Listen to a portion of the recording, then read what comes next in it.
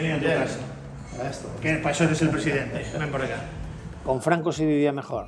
Yo con Franco viví tranquilamente, ¿vale? O sea, no eché de menos nada. Sí que en aquellas manifestaciones, pues sí que teníamos más miedo. A partir de ahí, a partir de los 70, 80, ya hubo un despegue. Sí, ya se democratizó un poco. Se democratizó mucho la enseñanza. Yo vivía en un barrio que se llama Recalde, 30.000 o 40.000 habitantes, a la universidad íbamos 3.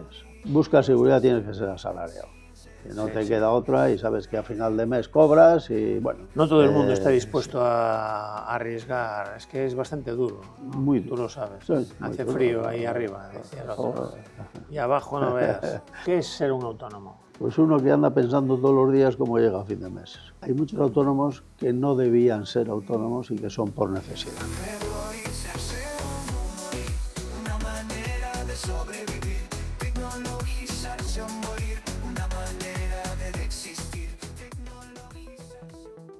El emprendimiento, la última frontera. Estos son los viajes por el infinito mundo empresarial. Una misión constante dedicada a la exploración de territorios desconocidos, a la persecución de los sueños, al descubrimiento de estrategias innovadoras y al desarrollo de visiones únicas, buscando alcanzar un futuro jamás conquistado donde, obligatoriamente, hay que tecnologizarse o morir. ¡Hey, tecnófilos! Bienvenidos a la nave del emprendimiento. Hoy nos cuenta o nos va a contar su vida, la parte de vida que quiera contar, relacionada por supuesto con el core, que es los negocios, la empresa, todo eso, y tiene mucho que contar. Don Carlos López Navaza, que nos acompaña y que nos vas, si te parece bien, nos empiezas diciendo quién eres, de dónde vienes. ¿De dónde vengo? Luego hablaremos de dónde vas. Bueno, oye, buenos días, encantado de estar aquí. Ya va siendo hora de que me hubieras llamado, ya pensé que no me querías aquí. La confianza es eso. Bueno, yo nací en Vila de Cruces, en la provincia de Pontevedra, y a los 5 años mis padres me llevaron para Bilbao. Ahí va la hostia. Y allí anduve. Allí, de una manera u otra, pues acabé yendo al Colegio de los Escolapios, donde hice el bachiller, y luego me hice ingeniero en la Escuela de Ingenieros de Bilbao. Industrial. Ingeniero industrial de Bilbao. En aquellos momentos, además, era escuela, quiero decir, no te daban licenciatura, sino que eras ingeniero y aquello te daban un título que lo daba, era una escuela, era Escuela Técnica Superior de Ingenieros Industriales de Bilbao. Empecé ahí a trabajar, trabajé durante 1 año y pico en la central nuclear de Lemóniz, en una situación difícil desde el punto de vista social y profesional. Profesionalmente era muy bonito, pero eran unos tiempos duros. Y bueno, tenía ganas de volver para Galicia y me vine para Galicia. ¿Qué pasó en Lemóniz? En Lemóniz era una central nuclear que tenía todo el sentido hacerla, porque el País Vasco es totalmente deficitaria en energía eléctrica, y aquello pues, le podía dar un impulso importante. Pero bueno, la organización ETA y otros partidos pues, estuvieron en contra de que se montara allí. Por lo tanto, bueno, recordaréis que al ingeniero Ryan lo mataron y alguno más por allí. ¿Tuviste miedo? Bueno, no, miedo no. Yo tenía 25 años y por lo tanto a esos años no tienes miedo. Pero veías una situación que era complicada, porque incluso en la vida civil normal pues tenías miedo de andar por la calle con alguien. Incluso con mi novia pues tenía miedo de ir por la calle. ¿Por qué? Pues porque podían hacer cualquier barbaridad a mí o a ellos o a quien fuera. De hecho lo hacían. Lo hacían. Y por lo tanto, pues bueno, era un momento oportuno, me surgió la oportunidad, un amigo mío, que era el director general de una empresa, CEDI, en el Banco de Valdeorras, decidió que yo me fuera para allí y para allí me fui. ¿Y cómo fue el cambio? Aunque bueno, tenías 5 años. Cuando fui para allí, sí. Vila de Cruces, que es una aldea, bueno, es un puebliño. Sí. No, yo además era una aldea que se llama Loño, no era Vila de Cruces. No eras ni siquiera del centro. No. Loño, pues no, a los 5 años pues eres totalmente inconsciente, vas allí, de repente empiezas a ver un mundo nuevo, unos edificios, montamos en un trolebús, fuimos en tren y montamos después en un trolebús para ir más cerca y luego andando. Pero ¿tus padres? Para tus padres sí que fue más traumático. No, mi padre había ido antes, nosotros fuimos en septiembre, mi padre había ido en marzo, él solo, Y mi madre pues arregló la vida allí, vendió la vaquiña y 2 cerdos y 3 gallinas que tenía, y nos montamos en un autobús, nos llevó hasta Lalín, y en Lalín cogimos un tren de esos que duraban 24 horas, Sí. 24 horas, y allí mi madre con 2 pequeños, mi hermano con 4 años y yo 5, y toda aquella aventura. Mi madre a la hora empezó a marearse, que se mareaba mucho ¿En el tren? en el tren. Pues no, normal, ¿no? Sí, sí. En el tren no marea especialmente. No, pues... Y allí, menos mal que había gente que nos echó una mano a los 2 pequeños, y bueno, llegamos a Bilbao después de 24 horas, y por suerte estaba mi padre esperándonos. En aquella época no había móviles, ni teléfonos, ni... ¿Y os afincasteis allí y ya no volvisteis a Galicia? Tú sí, desde luego. ¿Volviste tú No, solo? no, mis padres también volvieron, mis padres estuvieron... Bueno, entre Bilbao y Galicia, pues hacían viajes, porque Galicia nunca se pierde, ¿no? mi hermano quedó allí. Que eres más pequeño, tu hermano. Año y medio, sí. Falleció hace 5 años. Y así por la historia. Después entré en Fenosa y estuve 28 años hasta que vino Gas Natural, y bueno, pues hubo la oportunidad de marcharse, y yo porque tenía ganas de hacer cosas diferentes. ¿Sentiste la morriña? No, pero ya estaba aquí. Pero La aquí- morriña, no, yo creo que era, quiero decir, a los 5 años es difícil tener morriña. No estabas todavía... Lo único que pasa es que yo fui el primer gallego en el colegio de los Escolapios de Bilbao. Ser gallego en aquella época, en medio de todos aquellos chavales que eran todos de Bilbao, pues era, imagínate. O sea, ¿Era malo? No. Sí, pero era singular, o sea, había de todo, ¿no? Vale, había algún cura que incluso no se portó demasiado bien, cosas de estas. ¿Pero por qué tenían allí animadversión a los gallegos? No, pero tú date cuenta que chavales de 10, 12 años, 13, 14, pues para ellos el gallego era algo exótico. Un rara avis. Era exótico, y dice, esto es gallego. Bueno, encima iba a un colegio que era muy caro, pero yo iba porque tenía una beca, porque tenía una serie de ventajas, pero yo familiarmente no podía haber ido a ese colegio. No tenía recursos. No tenía recursos para eso. Entonces también era pues otro hándicap que tenía, ¿no? Que los medios económicos míos y de mis padres no eran los medios económicos de aquella gente. Ya en aquella época el País Vasco tenía mayor poder adquisitivo. Sí, mucho más. Mucho más. Mucho más. Quiero decir, en aquella época el País Vasco era mucho más competitivo que hoy en la actualidad. Sí. Y una sociedad también quizá mucho más deshumanizada, menos... Sí, mira, bueno, había muchos gallegos, y lógicamente nosotros vivíamos en una zona que éramos casi todos emigrantes y cantidad de gallegos, o sea que hacíamos una vida mucho más en ese círculo. Yo no, porque ir al colegio, ir a la escuela de ingenieros, pues te llevaba a otras relaciones. También había bastantes gallegos en la escuela, porque era la única... había Madrid, Barcelona y Bilbao. No había, en Galicia no había todavía la Escuela de Ingenieros Superiores, había la de Ingenieros Técnicos en Vigo. Uh-huh. Entonces, pues bueno, siempre estaba también con bastantes gallegos. Pero los amigos vascos, el vasco es una persona muy noble, muy noble. Cuando tienes amigos vascos, tienes amigos para siempre. Tienes amigos para siempre. Yo lo experimento. Y merece la pena, quiero decir. Sí, son gente honesta. Yo, lo único que pasa es que, bueno, pues en mi casa mis padres hablaban gallego siempre, se sentían muy gallegos, bueno, Sí. y a mí me metieron también ese gusanillo, yo me sentí muy gallego. El vasco es una Muy persona gallego, honesta y aguerrida, no da fácilmente la amistad. No, pero una vez que entras, a diferencia de otras comunidades autónomas de España, que nunca puedes entrar, no vamos a entrar en detalles, el vasco sí que te abre las puertas de su casa, de su choco y de su familia y tal, ¿no? Yo tengo una experiencia concretamente muy... Una maravilla. Y son, la verdad, que es una... Y aparte es gente, bueno, tiene la misma cultura que nosotros en materia del norte, de la comida, de la familia, coincidimos en valores y tal.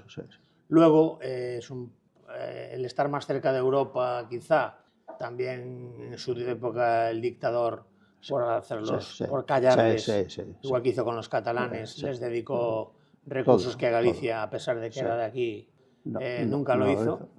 Y eso. Pero bueno, en aquella época, tú das de cuenta, el País Vasco debía tener, pues el PIB del País Vasco debía llevar el 30% o más en industria. En industria, no, digo en la industria en el País Vasco. Ah, allí La dentro del País representación, Vasco. sí, sí. Sí, había todas las grandes industrias, había un montón de ellas de mucho peso.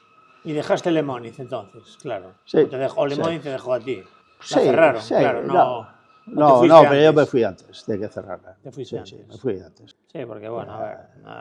La situación no eso era no la era nada agradable y halagüeño, encima pues claro. me había llamado este vecino mío, director general, Y y venga, tenía interés en que yo viniera para ahí, mis padres también tenían el interés retorno. en retornar.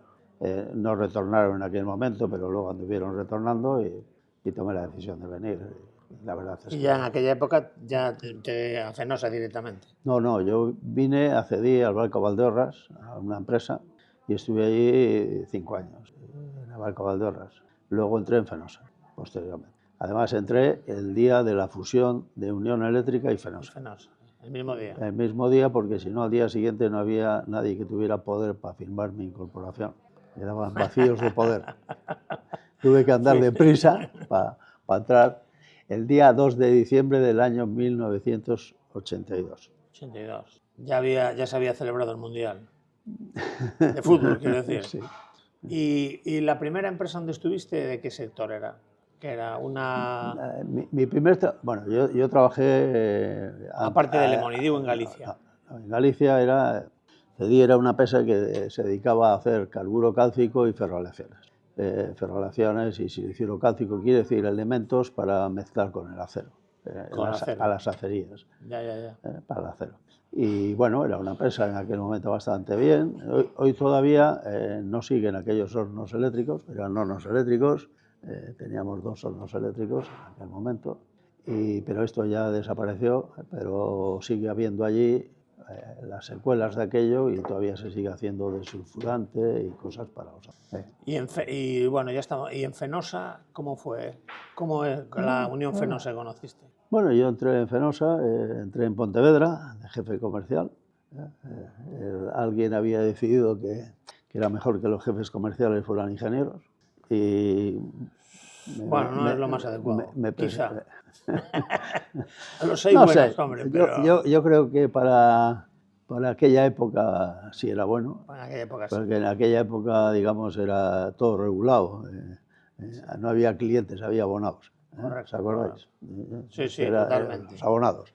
Entonces, para aquella época sí, pues el conocimiento de ingeniero y tal, pues venía bien. Y alguien había decidido que fuéramos, yo me presenté a una selección y bueno, me cogieron y me vine para Pontevedra. Ese departamento llevaba grandes clientes, no era... No, llevaba todo. Todos también los abonados. Todos.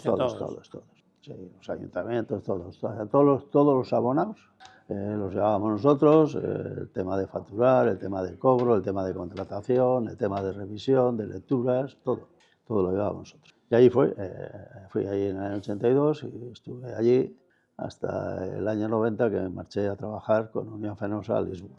¿Y tu carrera en Fenosa, en Unión Fenosa, qué cargos ostentaste o qué hiciste? Bueno, después me vine para Coruña, jefe comercial de la provincia de Coruña. Posteriormente fui jefe comercial de Galicia y cuando se liberalizó el mercado, pues pasé a llevar también Asturias, Cantabria y País Vasco, aparte de Galicia, y en el 2004 me encargaron que abriera Unión Fenosa Portugal. Portugal. Y entonces, desde el 2004 hasta el 2013, fui el administrador único de las empresas de comercialización de energía, tanto de gas como de electricidad en Portugal. Y siempre en el contexto comercial. ¿Y cómo han cambiado las cosas desde el 82 a hoy en el ámbito comercial? Pues esto, si digo que a peor, dirán, bueno, este está intentando decir que ellos lo hacían mejor, ¿no? No es eso. Yo creo que han cambiado... Primero el concepto de abonado a cliente. Sí. Bueno, entró la competencia y por lo tanto esto ya es un factor importante, ¿no? Pero las nuevas tecnologías, que tienen grandes ventajas, han hecho también que se pierda mucho la relación personal. Con el cliente. Sí, la relación personal. Hoy en día, pues a través de una plataforma, a través de unas oficinas que son concertadas, quiere decir que no son gente propia de Fenosa, que lo único que tienen es información en un ordenador, pero falta, digamos, el aspecto humano y el aspecto, sobre todo, yo le veo que es gente que no puede tomar decisiones que un empleado podía adoptar. Hoy quizá lo tienen externalizado, quieres decir, son tax force o oficinas una oficina son externas. Como de telemarketing, ¿no? Exacto. ¿Y el perfil de las personas con las que te topaste, las que había antes, las que hay ahora, en las últimas épocas? La verdad es que yo tuve la suerte, por lo menos, de que todos los compañeros que tuve y todos los colaboradores que tuve, la verdad es que fueron fenomenales. No tengo ninguna queja de nadie. Yo creo que fueron fenomenales. Yo creo que ahora es lo mismo. Yo creo que la gente sigue siendo lo mismo. Lo único que puede ser, bueno, que las empresas lógicamente han evolucionado de una manera, digamos que antes eran más industriales y ahora son más financieras. Las empresas eléctricas en general, las empresas de energía en general, hoy son más financieras que industriales. Unión Fenosa era un monopolio. Unión Fenosa es como Telefónica. Como Telefónica. Yo viví la liberación de... Ahora sigue habiendo monopolio en las redes. Redesa. No. Red Eléctrica y Unión Fenosa Distribución. Lo mismo en transporte que en distribución de energía. Ya. O sea, todas las líneas que ves, los centros de transformación, no sé qué, esas son de Fenosa y ahí no hay competencia. Lo que hay competencia es en llegar al cliente, claro. Y hay competencia también en la parte... Pero tenéis una obligación de cesión del bucle, exacto. Que es lo mismo que hay en telecomunicaciones. Igual que en telecomunicaciones. Sí, el bucle de abonado que era de Telefónica, llegó un momento en la liberación... Exacto. Y puede entrar cualquier a comercializar por ese mismo bucle. Y luego está Redesa, que es el ente nacional de transporte. Red Eléctrica es el que lleva transporte, simplemente. Transporte, pero vamos, es exactamente lo que igual. Retevisión. Es que la energía y las telecomunicaciones son lo mismo. Son muy similares. Muy similares, sí. Bueno, entonces han cambiado mucho las cosas, ¿no? Desde aquella época ahora.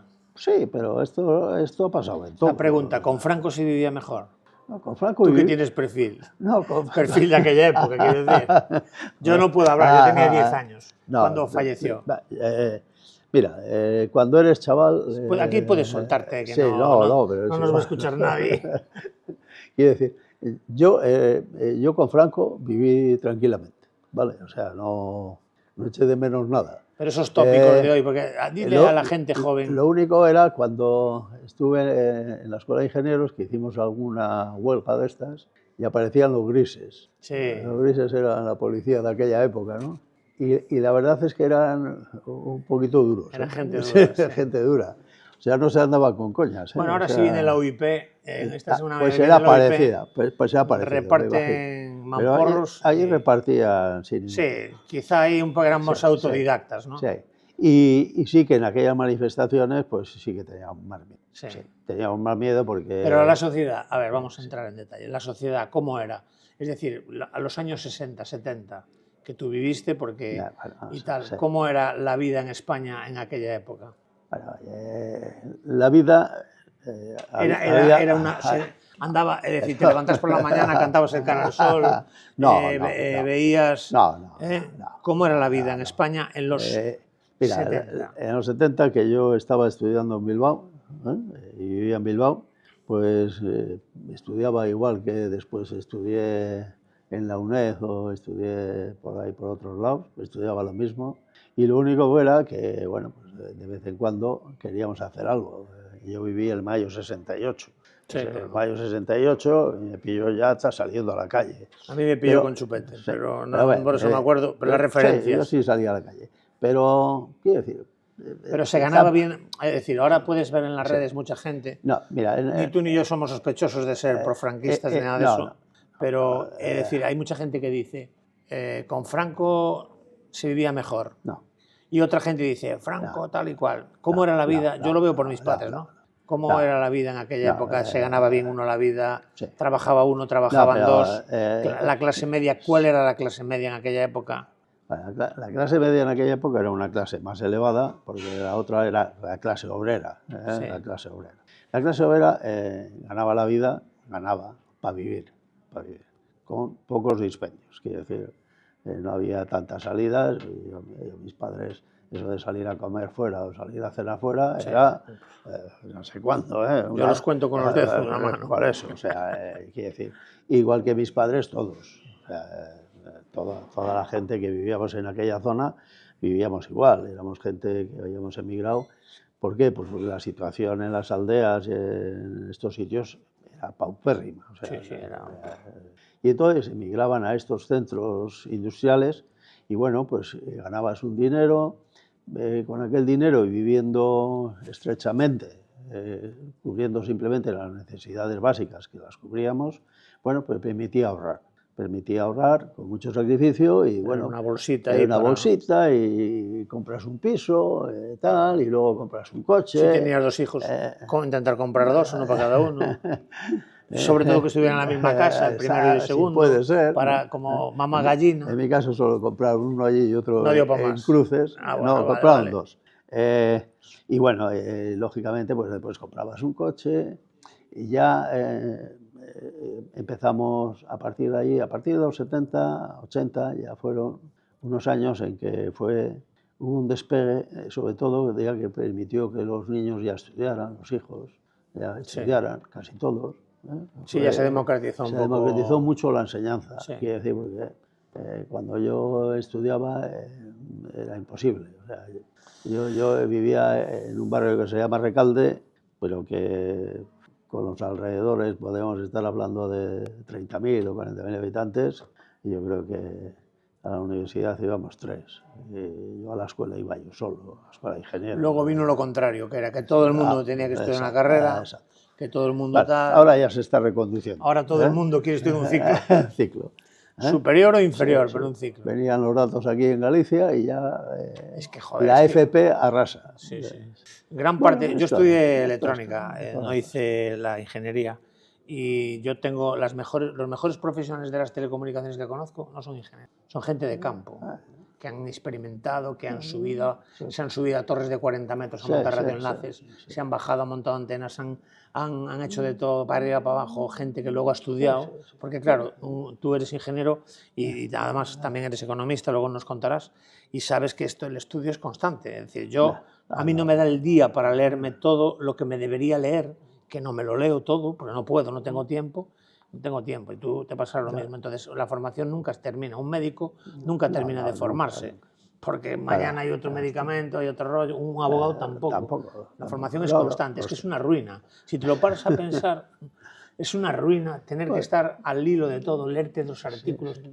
Y luego cuando ya tienes, como por ejemplo tú, o en menor medida yo, que ya tenemos, ya en la sociedad ya hay una manera, es que tienes que saber. ¿Sabes? Es decir, ¿qué te voy a contar a ti que ya sabes? Pues a lo mejor no tienes ni puta idea, porque no todo lo sabes, ni todo lo lees, lees lo que puedes y tal, y muchas veces te mandan cosas, oye, mira, aprovechando que tal, léete esto y tal, y ves el tocho, ras, luego te mandan comentarios por WhatsApp de los artículos que escribes, que son más largos que tu artículo, y te los tienes que leer por decencia. Entonces, bueno, pues imagínate yo en el ámbito de la energía, que es a lo que me dedico. Te admiro por eso, porque a mí me parece tedioso. Pues leer un boletín oficial del Estado, y además para decir 4 cosas, utilizan 40 páginas. 40 páginas. El orden es ese, 4 cosas son 40 páginas. Es como un auto de un juez, macho, una sentencia.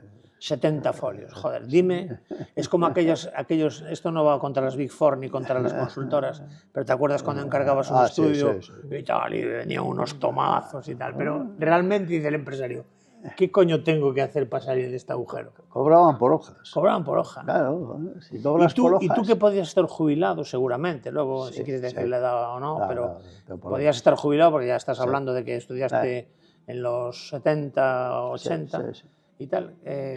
¿Por qué sigues currando? ¿Por qué te hiciste empresario? Porque además eres empresario, eres autónomo, eres seguidor de Automan. Y bueno, cuando Gas Natural compró Fenosa, compró Unión Fenosa, bueno, había la posibilidad de desligarse de la empresa. Desligarse, quiere decir, te daban un dinero y te ibas, sin más. Yo tenía ganas, ya sabes que me dedicaba también a la enseñanza y tenía ganas de dedicarme más. Y tenía ganas de escribir, y tenía ganas de testar mi conocimiento fuera. También tenía ganas. Y luego tuve ya el empujón definitivo, es que una hija mía quería ser empresaria.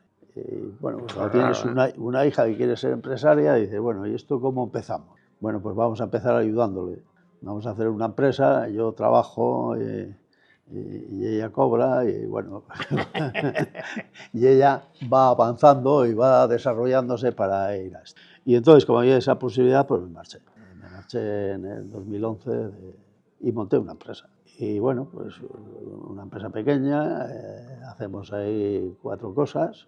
En estos momentos somos 7 contándome a mí. Bueno, pues ya andamos ahí todo el día luchando porque a fin de mes los 6 quieren cobrar. Y tú, aunque no cobres, da y igual. lo merecen. Yo ya soy jubilado activo y algo ya me paga la seguridad social, el 50% de la pensión, y nos vamos arreglando. Háblanos de tu época, de tu afán por educar, por enseñar, que de ahí es donde te conozco yo. Cuéntanos esa historia, cómo arrancaste. Bueno, yo en el año 90 me fui a trabajar a Lisboa con Unión Fenosa en un proyecto de organización y de sistemas de información comerciales que Fenosa vendió a Electricidad de Portugal.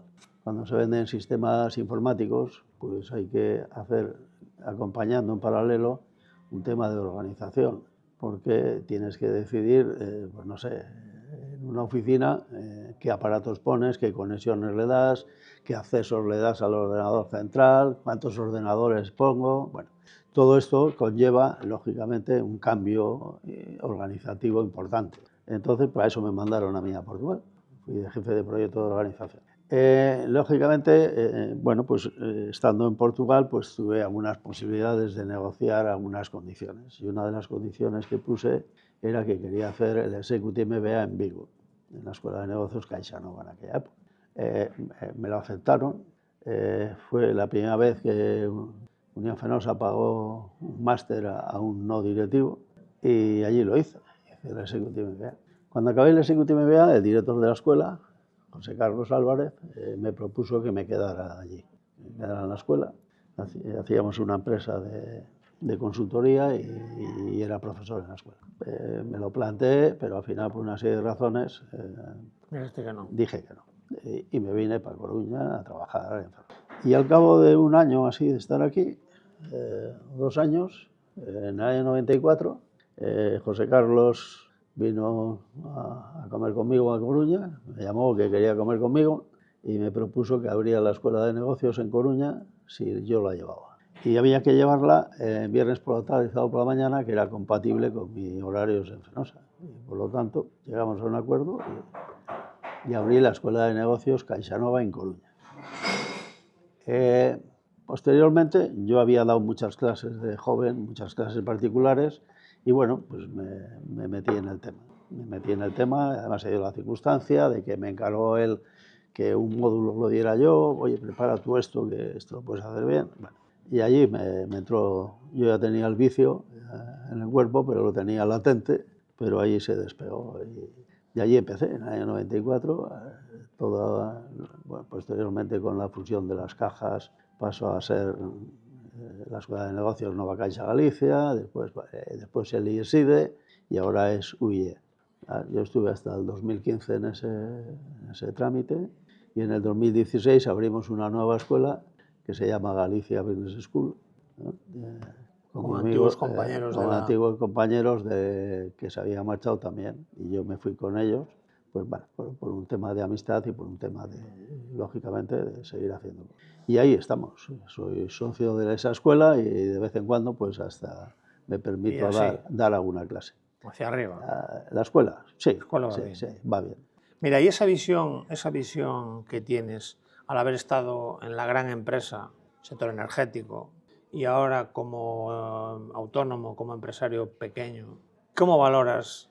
¿Dónde se vive mejor? Vale, porque al final, seres humanos, trabajamos para vivir mejor. Sí. Yo creo que lo principal es la cuestión de la personalidad de cada uno. Si eres una persona que te gusta mucho la seguridad y valoras mucho la seguridad, tienes que estar en una empresa y ser asalariado. Si eres una persona que eres capaz de enfrentarte al riesgo de que mañana facturo o no facturo, o me viene un cliente o no me viene, o tengo dinero o no tengo, ¿eh? Si no tienes una red potente detrás para decir yo mi vida la tengo resuelta y por lo tanto puedo arriesgar algo, pues si tienes esa fortaleza, pues entonces vives mucho mejor siendo empresario porque te desarrollas profesionalmente a tu manera, tal, haces no lo que quieres, pero lo que los clientes te piden y lo haces a tu manera. Y eso es una satisfacción tremenda. Satisfacción personal. Personal y profesional. Y profesional. Pero tienes que tener eso. Si no tienes eso, olvídate. No, que por desgracia no lo tiene todo el mundo. No. Esa querencia. No. La gente busca más bien la seguridad. Busca seguridad, tienes que ser asalariado. No Sí, te sí. queda otra y sabes que a final de mes cobras y bueno, y en la empresa si te desarrollas bien o no, si subes o no subes y bueno. No todo el mundo está dispuesto a arriesgar, es que es bastante duro, ¿no? Muy duro. Tú lo sabes. Sí, hace duro. frío ahí arriba, decía el otro. Y abajo no veas. Ahí fuera, ¿eh? Hace frío ahí fuera. Sí. Yo siempre les decía a los míos, en Fenosa decía, joder, salir algún día ahí fuera, cuando se quejaban, es que aquí no sé qué. Digo, oye, salir un poco más fuera y ver lo que hay por ahí. Tenemos que ver lo que hay por ahí. Al final, queramos que no éramos medio privilegiados. ¿Y tú qué crees, que en tu opinión, qué es ser un autónomo? Así, defínelo en una frase. ¿Un autónomo? Pues uno que anda pensando todos los días cómo llega a fin de mes, para pagar las nóminas. Para pagar la de él y la de los... Bueno, primero la de los demás. Primero la de los demás. ¿Y España es un país, o Galicia, pero empieza por donde quieras? ¿Tú crees que es un país de autónomos? Hay muchos autónomos, la verdad que hay más de 3 millones. Ya, pero el grave problema es que hay muchos autónomos que no debían ser autónomos y que son por necesidad. Ya. Y eso es un problema gravísimo para la sociedad y para ellos. Ojalá hubiera autónomos convencidos. Si todos esos fueran autónomos convencidos, esta sociedad y esta economía española o gallega iría mucho mejor. Pero tenemos que inculcar a la gente quitarle la aversión al riesgo. Que el riesgo controlado es un factor importante y que te puedes desarrollar mucho siendo tu propio empresario. Sí. El autónomo al final es un empresario pequeño, pero es empresario, ¿no? Yo creo que ahí eso es lo que tenemos que intentar, que las nuevas generaciones, y yo creo que lo estamos haciendo casi al revés. Por ahí las estadísticas dicen que 1 de cada 3 jóvenes quiere ser funcionario. Funcionario es el límite último de la seguridad. Y otro de cada 3 trabajar en una empresa, pero como asalariado. Y el otro de cada 3 no sabe lo que quiere. Algunos lo saben y otros no. Sí. Como los pimientos de padrón. Exacto. Pues ahí eso es algo parecido. Entonces, ¿España es un país de emprendedores? Yo creo que fue más de lo que es. Yo creo que la educación última va más orientada a la tranquilidad, al sosiego, a la falta de ambición profesional y personal. Y la educación lo es todo, ¿eh? Sí. Sin educación. No hay nada. En el aspecto total. Porque tú, Total. Fíjate, bueno, ves cosas hoy por ahí de la gente, es que en general se ha perdido muchísima cultura. La media de la formación cultural de las personas ha bajado muchísimo. Tú acuérdate, yo el bachillerato que hice, tío, es que a mí me educó totalmente. Me educó para formar mis inquietudes y tal, para saber, joder, pues un poco de todo. Pero bueno, oye, aquellos tiempos eran unos tiempos donde había poca gente que hiciera bachillerato. En tu tiempo ya más, en el mío todavía menos. Muy pocos, y en el ámbito que yo vivía socialmente casi nadie. Y era una enseñanza dura que te obligaba a estudiar mucho. Y ya no te cuento nada. Mucho, sí. O estudiabas... Quizá equivocadamente en algunas cosas, por ejemplo, a la hora de memorizar, menos razonamientos, menos tal, y más memorizar. Es verdad que nos han obligado y a ti más meterte conceptos en la cabeza, que eso también venía un poco también de la dictadura. Sí, pero hay una cosa que yo siempre digo. Quiere decir, cuando estudias una carrera, la carrera lo que te hace es ordenar la mente. Sí. Te ordena la mente. O sea, quiere decir, no es tan importante el conocimiento que adquieres, porque luego a lo mejor no lo aplicas. Sí. O sea, yo estudié ingeniero y joder, bueno, estuve de director técnico, estuve tal, cosas de ingeniería, pero joder, en Fenosa me dediqué a la parte comercial. La ingeniería se me fue. Sí, pero adquiriste un método pero de adquieres trabajo, una manera de pensar. Una manera de pensar, Decimos que los ingenieros somos cuadriculados, cartesianos, es verdad. Y somos resolutivos, porque hay un no sé qué, porque esto nos ordenó la mente la ciencia sin de una método, manera claro, determinada. La ciencia sin método no es imposible, por eso hay asignaturas como álgebra, como física, que son jodidas. Pero y que te marcan. Sí, te obligan además a... Aunque luego ni no te las acuerdes, utilices. ni te acuerdes, y con el tiempo lo acordar olvides. te acuerdas, en cuanto vuelves a leer y vuelves, era así. Sí. No a lo mejor para dar una charla sobre eso, pero sí. Las carreras te ordenan el cerebro y te dan la capacidad de seguir aprendiendo rápido. Sí. Y una metodología para trabajar. Y sobre todo para probar una carrera hay que esforzarse. Y hoy vivimos en la sociedad del no esfuerzo. Sí. ¿Sabes? El esfuerzo es relativo. Relativo, sí. Como la teoría de la relatividad. Pero bueno, esto es culpa nuestra, ¿eh? Sí, no. Somos la generación que hemos educado a las siguientes. Decía, la generación de los padres de algodón y de los hijos de cristal. Pues... que ya se rompen en cuanto... Pero bueno, estas son generalidades, que después luego hay de todo, tíos espectaculares por ahí, jóvenes zambúllete en las redes sociales y empieza a ver el Instagram y el Twitter de la gente y te vuelve... y dices, coño, pero ¿cómo alguien puede pensar así? Y piensa. Está claro. Y piensa y se lo comen todo. Bueno, y una cuestión. Este podcast se llama Tecnologizarse o morir, ¿no? Entonces la pregunta es... ¿Qué ocupa la tecnología en tu vida? Como empresario ahora, como en su día como directivo, ¿la tecnología para ti qué es? Pues fíjate, la tecnología es la mejor herramienta de competitividad quitando a las personas. Primero son las personas, segundo la tecnología, la mejor herramienta de competitividad. En ese orden. Primero son las personas. Dale tiempo a la IA, que a lo mejor nos van a tomar por saco. Mira, a la IA decía el otro día alguien que lo más importante a la IA para que funcione bien es saber preguntarle. Y eso solo lo saben hacer las personas. De momento. A mí, sinceramente, al margen de que se preveía que lo que se denomina la singularidad, que es cuando la inteligencia artificial supera a la inteligencia humana, ya con todos los ámbitos, y solo tienes que coger hoy y hablar con ChatGPT y ver lo que te contesta y te cagarías por la pata si no lo haces. Ya sabes que lo hice en mi último libro. Sí. Claro, pero es que desde la semana pasada a esta... Ya cambió todo.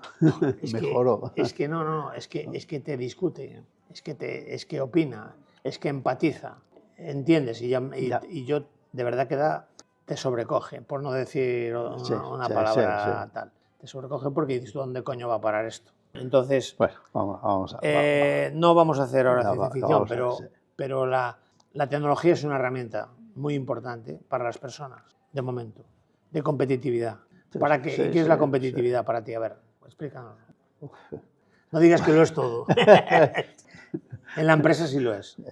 Si no eres competitivo, hay empresas competitivas y empresas cerradas, no hay más. Exactamente. ¿Vale? Si no eres competitivo, mueres al gancho. No tienes otra solución. ¿Y cómo crees que está España en materia tecnológica? Yo creo que estamos, quiero decir, tecnológicamente el país es Estados Unidos, el país tecnológico por todo, pero yo creo que luego en la Unión Europea hay una media. Yo creo que España está en la media tranquilamente de la Unión Europea. En algunos aspectos por encima, en otras tecnologías por debajo, pero yo creo que estamos, quiero decir... pero en competitividad, ¿no? Es decir, en eficiencia. No, la productividad es más baja. La productividad es más baja en España y esto ¿Por es... qué? Bueno, la productividad depende de personas y de tecnologías aplicadas y del entorno. ¿Y cómo se come que un país que tiene productividad tan baja, según tu opinión, se pueda permitir el lujo de bajar la jornada laboral semanal a 37 horas y media? O, según aporta el otro partido de la competencia, por hablar en términos empresariales, pues hacer 4 días de curro y ya está. El país de los que menor productividad tienen en la Unión Europea. Ya no lo comparemos con China ni con Estados Unidos. Pero bueno, la vieja Europa. Bueno, la vieja Europa, quiero decir, yo ir a 37 horas y media, primero me parece una aberración globalmente de que esto sea para todas las empresas. Esto no tiene sentido, porque esto además a muchas empresas les lleva unos cambios organizativos bestiales. La leche, sí, sí. La leche. Entonces, primer principio, yo creo que no debía ser nunca 37 horas y media, primer principio. Pero creo que sí hay algunas empresas donde las 37 horas y media a lo mejor fueran, incluso aumentaría la productividad. Es decir, podría aumentar la productividad si en esas horas somos capaces de hacer las cosas mejor y más rápido y con más. Si hay trabajos donde, lógicamente, el cúmulo de horas hace que te baje la productividad, oye, no tiene ningún sentido. Yo a la gente mía les digo muchas veces, oye, cuando no tengáis nada que hacer, marchar a la calle, no os quedéis aquí. O sea, que alguien esté en una oficina mirando el LinkedIn o mirando no sé qué y no se marche para casa no tiene sentido. No tiene sentido. O sea, y eso es lo que tenemos que mirar. Y decir, y hay empresas que la productividad es buena, hay empresas que la productividad es superior. Entonces, no podemos coger la media y decir, esto para todos. Hemos cogido la media de la productividad y ahora cogemos la media de 37 horas y media para todos. No vale. Yo creo que no vale las 37 horas y media para todos. Yo creo que a algunas le puede venir bien y a otras imposible.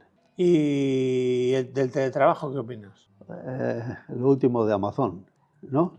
¿Qué pasó en Amazon? Que no me he enterado. ¿Fue Amazon o cuál fue la que el consejero delegado ha dicho que el teletrabajo se acabó? Hablas de Google. A Google, bueno. Google confesó, el antiguo CEO, que habían perdido la guerra de la inteligencia artificial por culpa del teletrabajo. Eso da que pensar, ¿eh? No, quiero decir, primero, no lo dice un cualquiera, ¿eh? No, por eso. Porque si lo digo yo... No, pero el nuevo CEO ha dicho que todos a trabajar presencial, claro. ¿Vale? O sea, esto es así. Eso es una discusión que tengo yo aquí dentro de mi empresa con algunas personas que sí, que está muy bien, que puedes tal, pero tu carrera desde tu casa no la vas a potenciar al 100%. No. Podrás trabajar y podrás ser, pero nunca adquirirás... No, pero mira, el conocimiento, la cultura de empresa, todo eso se hace presencial. Presencial, sí. Lo otro no se hace. El trabajo en equipo es presencial. O sea, total. Yo que en la escuela de negocios, cuando fue el tema del COVID, hicimos lo que llamábamos digital presencial, que es decir, montamos una tecnología allí que permitía que todos los alumnos desde casa pues hablaran con el profesor, hablaran tal, interactuaran, ¿no? Y estaba muy bien. Yo personalmente, y esto lo he dicho, he tenido que dar alguna clase presencial y digital a la vez, unos en casa y otros allí presenciales, y llega un momento en que los que aprenden y a los que te diriges fundamentalmente son los presenciales. Claro. Los otros además están allí. Algunos yo creo que estaban hasta con pijama y se ponían por encima una chaqueta para disimular, para que el profesor no lo viera, ¿no? No es lo mismo. No, y les corta su crecimiento. Total. Es muy triste ver a gente joven... ¿Hay ciertos trabajos donde está justificado? Sí, hay trabajos seguro. Trabajo, pero ya había antes teletrabajo. Una teleoperadora, por ejemplo, de atención, o un teleoperador de atención al público, pues si tiene un buen sistema tal... Pero el teletrabajo ya existía antes. Sí, claro. Había cantidad de gente que trabajaba desde casa. El problema es que el talento no se potencia pero bueno, a distancia, ni por una pantalla. Pero si tú eres traductor, da igual. Pues te coges el libro, te vas para casa y traduces. O te pagan por folio, como las consultoras. Pues también, cosas de estas. Teclear, oye, teclea esto y tal. Incluso puedes teclear, rascártela todo el día y trabajar de noche. Por eso que el teletrabajo, bienvenido fue en algunas cosas. Y ahora a ver, en la pandemia desde luego. Ahora yo creo que estamos abusando. Yo soy partidario, no sé lo que opinas, de una solución mixta. Es decir, en líneas generales lo normal es trabajar presencialmente y luego en algunos puestos, en algunas personas que lo merezcan, porque sus capacidades o por la labor que tiene que hacer. La labor que hace, pues tú, venga, pues un día a la semana o dos o tal, pero yo creo que el peor mal no es para la empresa, es para ellos mismos. Yo siempre cuento, yo cuando estaba ya de director en Fenosa, en la parte comercial aquí en Galicia, Inditex, fui un día con el director de compras a firmar el contrato. Se había liberalizado y Inditex tenía, lógicamente, mucha energía para poder comprar. Y yo quería, pues, lógicamente, ir cada día adquiriendo un poquito más, ¿no? Y allí me enseñaron que tenían un empleado de Telefónica allí en una mesa sentado. Yo le dije, pues yo también te siento uno aquí. Y senté uno.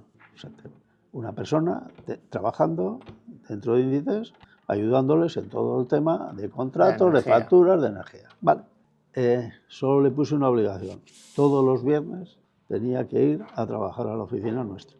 Tenía que ir a estar con su jefe, estar con sus compañeros, contarle lo que había hecho, lo que no había hecho, independientemente que por teléfono y por mail estaba en contacto con todos. Pero obligatoriamente, todos los viernes, tenía que ir obligatoriamente a la oficina de Unión Fenosa. Totalmente de acuerdo. Y no era teletrabajo, era simplemente que estaba desplazado en un sitio. Sí, relación. Sí. Es decir, la relación con tus compañeros, con tu jefe, de que salen cosas nuevas, de que esto lo has hecho de una manera y era mejor de otra, etcétera. Todo esto es mirándote a los ojos. OpenAI, que es la que ha desarrollado ChatGPT, que es la mejor herramienta de inteligencia de textos y de conversacional para poder pedirle cosas y que te conteste y todo ese rollo. Luego está la IA en otros ámbitos. Sí. Esa era una startup en la pandemia, una startup. Los tíos se pegaron, empezaron a currar, mientras los otros tal y cual. Y esa es la historia de la vida. Y además no puedes menospreciar tampoco a los demás. Estos días veía yo una grabación sobre lo que le ocurrió a BlackBerry cuando Steve Jobs lanzó el iPhone, y ves las conversaciones, porque además son fidedignas, comentadas por directivos de la empresa, encefalograma plano que tenían y tal, centrándose en cosas como el teclado, tal, en la puñetera vida esto funcionará, le vamos a poner un touchpad para poder tal y cual, equivocados, error. Una empresa te ha superado, ponte las pilas. Y tal. Y si tienes que copiarle, pues cópiale para sobrevivir. Ahora todo el mundo le copia, porque yo no veo ningún teléfono por ahí, salvo el Yayo móvil que está usando a gente mayor, que utilice un teléfono con teclado, ¿sabes? Entonces hay cosas que no puedes negar. Bueno, y en este ambiente, en el mundo de la empresa, hay muchos actores alrededor del mundo de la empresa. Están los bancos, está la administración, especialmente Hacienda. Háblame un poco de todos estos actores que tenemos en el entorno, las empresas. Yo creo que las empresas, desde el punto de vista de la administración, no son conscientes de que somos los que generamos la economía del país. Incluso nos ven como que somos los empresarios. La mayor parte de la gente nos da mala fama. Somos los que no queremos pagar mucho, somos los que negreros para el personal, somos no sé qué, somos defraudadores potenciales a Hacienda, a la Seguridad Social, a todo cuanto se ocurre. Culpables ya. Sí, de entrada somos culpables casi siempre. Lógicamente, al final los empresarios somos una media de la sociedad. En la sociedad hay corruptos, en la sociedad hay defraudadores, en la sociedad hay, y en los empresarios hay. Claro. La misma media, me imagino, no hay datos, pero yo creo que la misma media que tiene la sociedad, porque al final estamos en la sociedad. Yo creo que debía cambiar un poco ese perfil. Y la administración, lo que le tenemos que pedir a Hacienda, a la Seguridad Social, es que cambie un poquito el criterio y que hagan como en los delitos, la presunción de inocencia y no la presunción de culpabilidad. Que nosotros somos inocentes hasta que se presuntamente hasta que se demuestre lo contrario.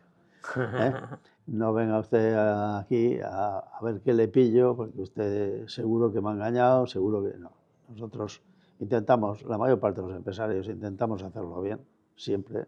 Y cuando, bueno, pues nos equivocamos como todos, y cuando nos equivocamos, pues está bien que nos digan y que nos hemos equivocado y que corrijamos y corregimos. Pero que nos tengan más, que piensen un poquito más que somos presuntamente inocentes. Presuntamente. Tú eres el presidente de Nordés, el lugar que nos acoge hoy y tal. ¿Qué nos puedes contar de lo que es el asociacionismo empresarial en foros o en lugares como este, donde convergen muchos empresarios?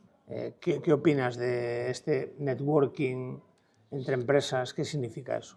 Hay varias asociaciones, diferentes tipos de asociaciones.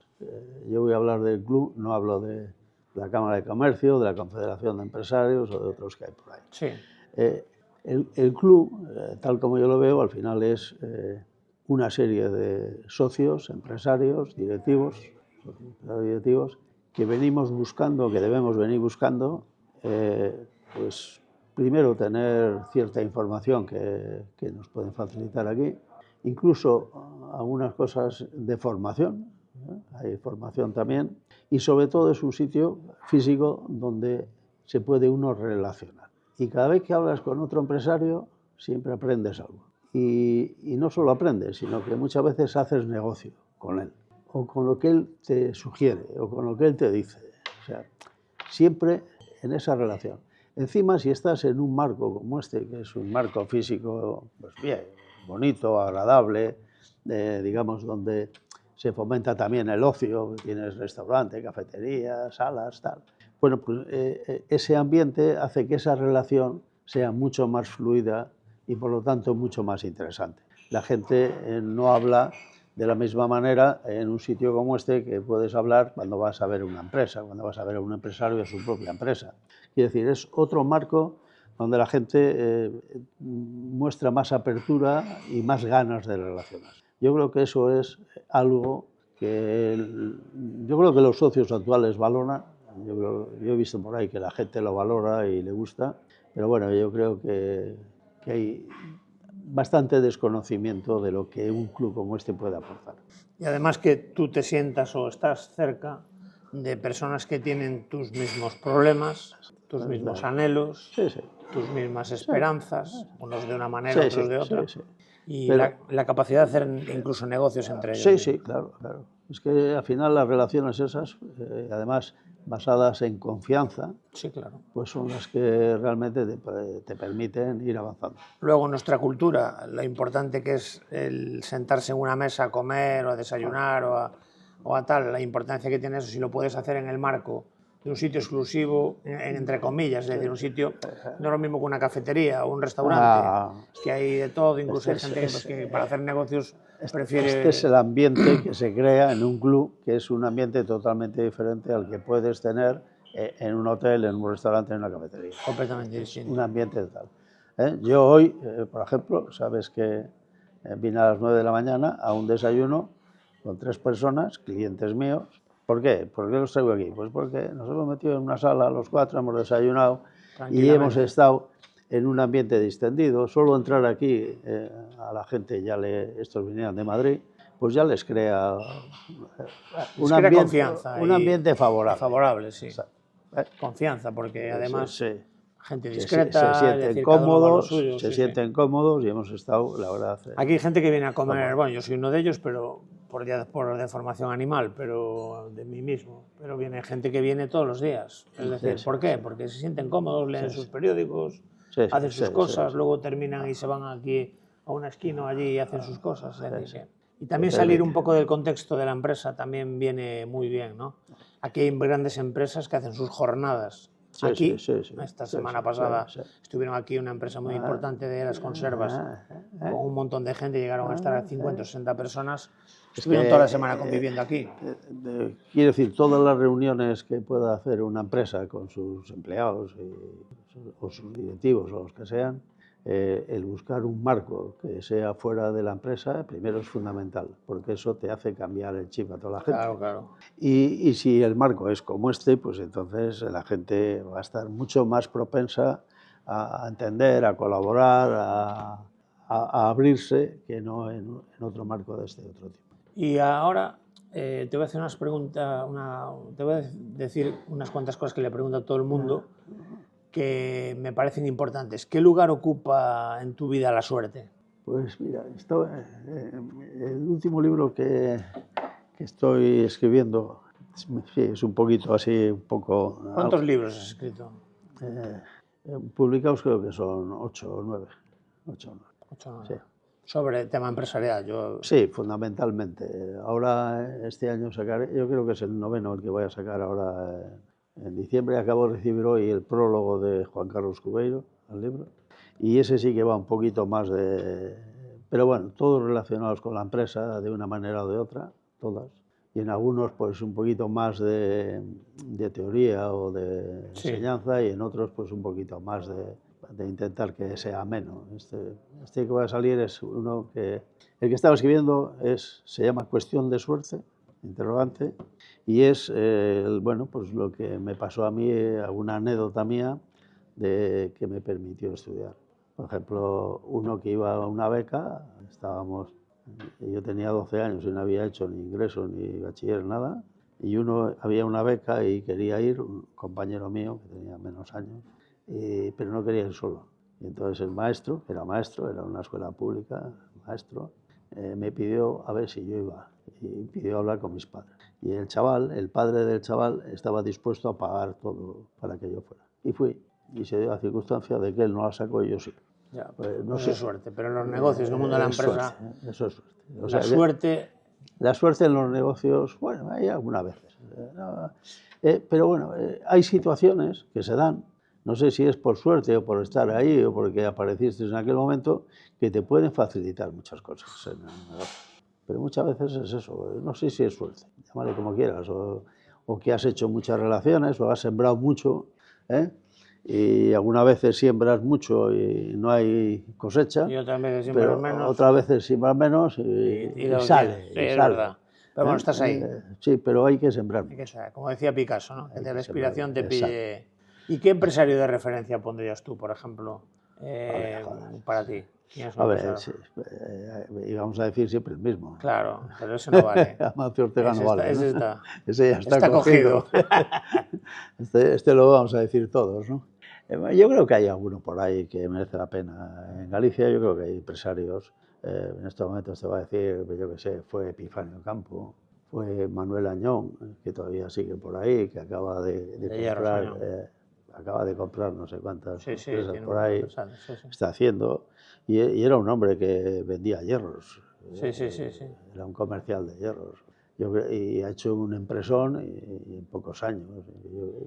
Pero de esos hay muchos, o sea, si vas a Finsa, pues este empezó tenía los hermanos, hermanos, no sé, hay cantidad de empresarios, bueno, los que valoramos son aquellos que no heredaron.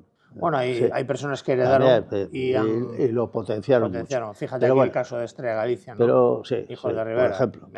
Por ejemplo. Pero una cervecera sí, que es verdad pero que bueno, pero luego... y de los que tenemos aquí, pues mira, José González de Luquia, pues es otro empresario que tenemos que tal. Tino Fernández de Altia es otro empresario que tenemos de referencia. Bueno, yo creo que estos que tenemos aquí, Ignacio, por supuesto, Ignacio Rivera, pero yo creo que tenemos ahí... lo tiene difícil convivir porque son muchos herederos, ya nos lo he contado muchas veces, balancear... Pero lo está haciendo... Con los platillos en el aire. Él habla de San Dividendo, San Dividendo. ¿Qué es lo que más une? Lo que más une es San Dividendo. Sí, pero bueno, yo creo que aquí en el club tenemos una serie de socios que son referentes y debíamos referenciarlos más. Yo creo que tienen un mérito increíble de hasta dónde han llegado y lo que les queda por hacer. Y hay empresas medianas o pequeñas todavía que tienen un futuro de la leche, que son jóvenes, que los tíos están dándolo ahí todo y tal, y que ves cómo están despegando. Y bueno, y en ese capítulo también te incluyo a ti, joder. Otro empresario de referencia. Soy un pequeño saltamontes. Soy un humilde actor del teatro del emprendimiento y la tecnología. No, pero sobre todo en el ámbito tecnológico anduviste por ahí, hiciste cosas, algunas muy interesantes. Sobrevivir. Muy interesantes. Muy bien, Carlos. ¿Y qué 3 consejos le darías en el contexto del emprendimiento a los empresarios? O a los que no lo son, ¿qué 3 consejos? Es decir, ¿qué les dirías? ¿Que tengan cuidado en algo? ¿Que potencien no sé qué? No, yo creo que, bueno, los 3 podían ser el mismo, trabajar, ¿no? Pues vamos a ir por... Me parece bien. Primero, hay que trabajar mucho. O sea, y si no, no te metas a empresario. ¿Vale? Hay que trabajar mucho. Segundo, rodéate de gente mejor que tú. Es el que mencionaste antes, el grande, lo tiene bien claro. ¿Sabes? Donde no llega, manda recado. Busca siempre personas mejores que tú. Sí, sí. Y luego relaciónate. Relacionante. A nadie va a ir a tu casa a decirte, oye, te compro esto. Relaciónate. O hacemos esto. Relaciónate. Ese es el fundamento de A Nordex. mí, alguien cuando me pregunta, me dice, oye, Carlos, ¿y tú, joder, en tu empresa, qué fue lo que tú tenías para poder ser empresario? Aparte de que tenía, pues bueno... O tus relaciones tenías a saco. Relaciones tu capital relacional. Relaciones y conocimiento. El conocimiento específico. Claro, claro.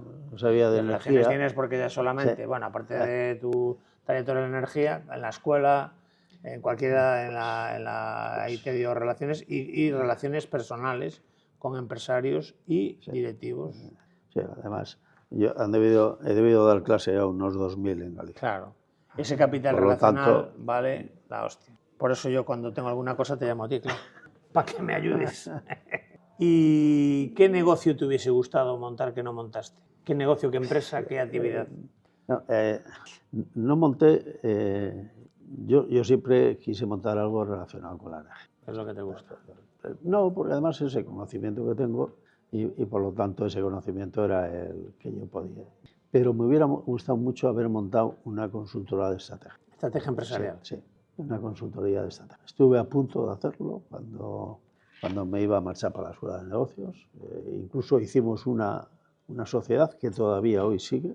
Yo llegué a tener el 40%. EOSA se llama. EOSA. Yo llegué a tener el 40% y ya está. La monté yo. El nombre lo puse yo. O sea, EOSA es Estrategia de Organización Sociedad Anónima. Y me hubiera gustado. Quizás no era si serviría o no, pero me hubiera gustado imagino mucho. Yo entiendo por haber hecho consultoría de estrategia más de estrategia, un tío, por ejemplo, que tiene una pequeña empresa o una pyme mediana y dice, bueno, quiero convertir esto en una gran empresa. ¿Qué tengo que hacer? ¿Dónde crees tal? Entonces, es eso. Bueno, estrategia, ¿por dónde tiro? ¿Qué productos? ¿Qué tal? ¿Qué margen? Yo estrategia siempre digo que había que hacer en todas las empresas un papel escrito, puesto allí en grande, para que todos los días cuando entres y cuando entren nosotros, lean qué es lo que tú tienes que hacer fundamentalmente para ser competitivo. Y eso que está allí es lo que no puedes olvidar ningún día. El resto lo tienes que hacer bien, pero aquello lo tienes que hacer fundamentalmente bien. Y eso muchas empresas se olvidan. Sobre todo cuando empiezas, cuando eres pequeño, joder, te viene uno y te dice, joder, ¿por qué no entras ahí? ¿Por qué no vas por aquí? Es muy fácil caer en esa tentación. Y son las empresas que posteriormente no crecen. No crecen porque han perdido el foco donde ellos tenían que... Porque todas estas otras empresas lo que tienen muy claro es su foco. Todas las que hemos hablado, todas... Sí, saben cuál es su negocio y a lo que van. Y de ahí no salen. No se mueven. No se mueven. Empezar a bailar, a picar aquí, querer acapararlo todo sin esa posibilidad. Y a ver, recomiéndanos un libro sobre emprendimiento, sobre empresa. ¿Qué libro dirías tú? Un libro de cabecera para... Sobre emprendimiento hay que leer los libros de los que han emprendido, ¿vale? Correcto. Los que, como digo yo siempre, dice, si tú tienes que buscar un entrenador de fútbol, buscarías a uno que ha estado en el banquillo, que ha estado en el barro y que ha estado en el vestuario. Claro. ¿Vale? No buscarías a uno que sabe más de fútbol porque todos los días se lee en barca. Pues esto es lo mismo. Y entonces, joder, ¿cuál tiene que leer? El que has escrito tú de emprendimiento. Porque con todas las leches que te has dado y con todas las cosas buenas que has sacado, coño, no hay nadie que sepa más. Pues gracias por recomendar mi libro. Yo recomiendo los 9 tuyos y los que están sin publicar.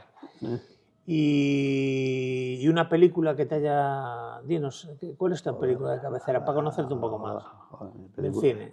Joder, ¿cómo se llama? ¿No tienes ninguna? Sí, joder, ¿cómo se llama? La italiana aquella del padre y el hijo en la guerra mundial. La vida es bella. La vida es bella. La vida es bonita bella. La vida es bella. Bonita Esta película. es la película, joder, que he visto más veces y me emociona siempre. Más que La Gran Familia. Sí. Bueno, luego yo las que veo son todas las del oeste. Los Vaqueros, Estas las he visto todas. John Huston, Spaghetti Western también. Todas. Clint Eastwood. Ya las he visto Qué grande, todas. John Wayne, esos. Pero la vida Vamos es bella a de este... cambiar de la tema porque verdad me es vengo que- arriba con el cine. Bueno, mira, ahora es una cosa que le hago 20, le digo 20 cosas a la gente que viene aquí a Tecnologizarse o Morir, y él me dice en una palabra o dos, sin una frase, no hace falta que sea muy largo, lo que le viene a la cabeza, ¿no? Y yo te digo, sacrificio y compromiso, Autónomo. pasión, En todo. entorno, Como le llaman ahora, vulca. rentabilidad, Esperada. socios, Menos. menos es más, tecnologización, Obligatorio. competitividad, Para vivir. aprendizaje, Permanente. tus trabajadores, Mis socios. fracaso y recuperación, Es la propia vida. celebrar éxitos, Y fracasos. es la otra, escuchar a tus clientes, escucha activa, que le llaman ahora, Sin clientes no hay empresa. bienestar físico y mental, eso lo llevas a gala, Complementarios. No hay uno sin otro. mens sana in corpore sano, ética, Algo que debía ser obligatorio para todos. creí que ibas a decir escasa. Sí, eso quise decir, pero de Lo otra digo yo, manera. tú tranquilo, que a mí me da todo igual. Inclusividad, Obligatoria también. sostenibilidad, Si queremos tener mundo no queda otra. defenderte, Pues hay una frase que me gusta mucho que la tiene el Club Numancia en su autobús. Dice, si peleas puedes perder, si no peleas estás perdido. son numantinos, claro. Renovación, Renovarse o morir, ¿no? correcto. Tu legado, Pues me gustaría que hubieran dicho que pasó alguien y que dejó huella de ser buena persona. yo lo certifico que lo eres. Y el futuro, Por escribir. futuro por escribir.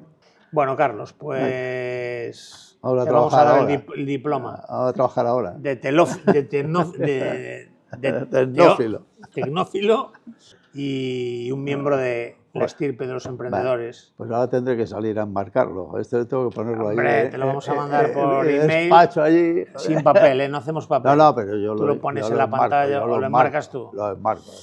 Lo de la Bueno. pantalla es más impersonal. Pues recordarle a los que nos han visto que si quieren darle like y tal correspondiente para que esto siga funcionando, y muchas gracias por escuchar a Carlos, que es una persona muy interesante. Muchas gracias por escuchar a este humilde actor del espectáculo este de la tecnología y el emprendimiento. Gracias, Se me Antonio. tecnologiza. Vamos a trabajar.